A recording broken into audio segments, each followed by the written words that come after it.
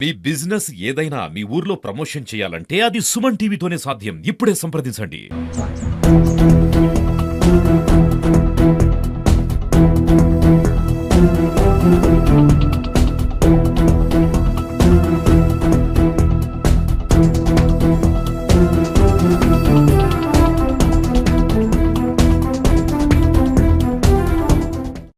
Hi hello నమస్తే, welcome to Suman TV.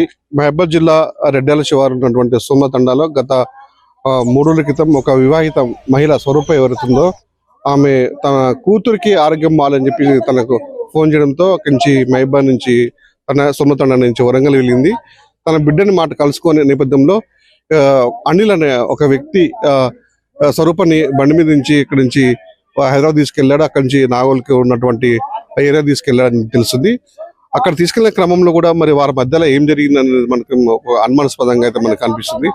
ఆమె మాత్రం అనిల్ బయటకు వెళ్ళిన క్రమంలో ఆమె ఇంట్లో ఎవరు లేని సమయంలో ఉరేసుకుని ఆత్మహత్య చేసుకుందని చెప్పేసి మనకు కొన్ని వార్తలు మనకు వచ్చాయి.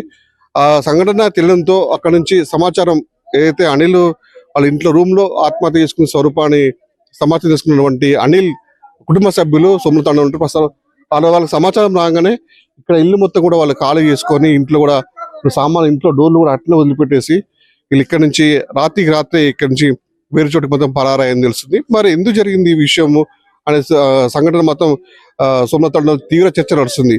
మరి అనిల్ మరి అక్కడికి హైదరాబాద్ నుంచి వరంగల్కి ఎందుకు వెళ్ళాడు, అక్కడ నుంచి స్వరూపని బైక్ మీద తన ఉన్న నాగోల్ ప్రాంతాన్ని ఎందుకు తీసుకెళ్లే క్రమంలో అక్కడ ఏం జరిగింది అనేది కొంచెం అనుమానాస్పదంగా ఉన్నా కూడా ఉండడంతో మరి అక్కడి నుంచి పూర్తి సమాచారం తీసుకున్నటువంటి కుటుంబ సభ్యులు ఇక్కడ నుంచి మొత్తం పరాయం తెలుస్తుంది. అట్ ద సేమ్ టైం ఈ విషయం తెలుసుకున్నటువంటి మహబూబ్ రూరల్ పోలీసులు కూడా ఇక్కడ భారీ ఎత్తున కూడా సొమ్మ తండకు చేర్చుకొని కూడా ఇక్కడ వాళ్ళు కూడా పూర్తిగా బందోబస్తు అయితే నిర్వహించింది. ఎందుకంటే ఇటు ఎవరైతే అనిల్ అయితే ఉన్నాడో అనిల్ స్వరూప ఇల్లు కూడా పక్క పక్కనే ఉంటాయి సొమ్మ తండాలో.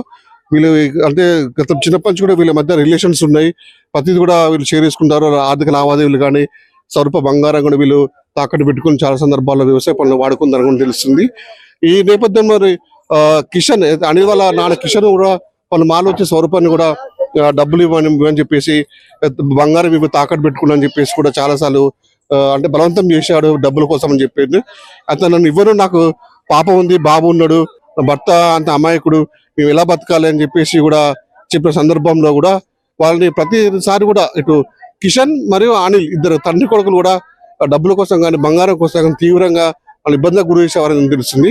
ఈ క్రమంలో మరి ఆ రోజు రాత్రి మరి ఏం జరిగిందో తెలియదు. మొత్తానికైతే మొత్తం విగత జీవితంగా పడింది. అక్కడ నుంచి ఆమె చనిపోయిన సందర్భంలో కూడా తను ఎలా బయటపడాలి ఆ సందర్భంలో కూడా తను పక్కన ఉన్న ఒక చాకుతో చేయి కోసుకొని స్వరూప కొడుకుని ఎవరైతే తీసుకుని కూడా నాగోల్ పోలీస్ స్టేషన్ లో ఉన్న పరిసర ప్రాంతాల పోలీస్ స్టేషన్కి వెళ్ళి అక్కడ పోలీస్ స్టేషన్ లో కేసు నమోదు చేశారని కూడా తెలుస్తుంది. ఓవరాల్ చూసుకుంటే మాత్రం ఇక్కడ తండవాసులు మాత్రం ఆమె ఆత్మహత్య చేసుకుని చెప్తుంటే ఇక్కడ తండవాసులు మాత్రం ఆమెకి హత్య చేశారు, ఆమెను కావాలని హత్య చేశారు. ఇక్కడ మెడపై కూడా ఘాట్లు ఉన్నాయి, కాళ్ళకి కట్టారు. మొత్తం ఆమె చనిపోయేంత ఆత్మహత్య చేసిన పిరుకురాలు కాదు, ఆమెను కావాలని చంపారని చెప్పేసి ఇక్కడ ఉన్న తండవాసులు మాకు చెప్తారు. ఇంతే ఇరు వర్గాలు అంటే ఇటు అనిల్ వాళ్ళ ఇల్లు స్వరూప వాళ్ళు పక్క పక్కన ఉండడంతో మాత్రం ఏమైనా చెదురుమదురు సంఘటనలు చోటు చేసుకుంటాయి, ఉద్రిక్త పరిస్థితులు నెలకొంటాయని చెప్పేసి రూరల్ పోలీసులు ఇక్కడ సిఐ కానీ ఎస్ఐ కానీ ఇక్కడికి వచ్చి పూర్తిగా బందోబస్తు అయితే ఉదయం నుంచి నిర్వహిస్తున్నారు. మరి ఎంత జరుగుతుందో, మరి ఏం జరుగుతుంది, ఇక్కడ ఉన్నటువంటి పెద్ద మనుషులు కూడా ఇరు వర్గాల మధ్య సంధి కుదిర్చేందుకు మధ్య ప్రయత్నం చేస్తున్నారు. మరి వాస్తవాలు ఏంటి, పోస్ట్ మార్టం నివేదిక వస్తే మాత్రం ఆమె ఆత్మహత్య అని పూర్తిగా నిర్ధారణకు అయితే రావచ్చు. ఇది ఇక్కడ పరిస్థితి.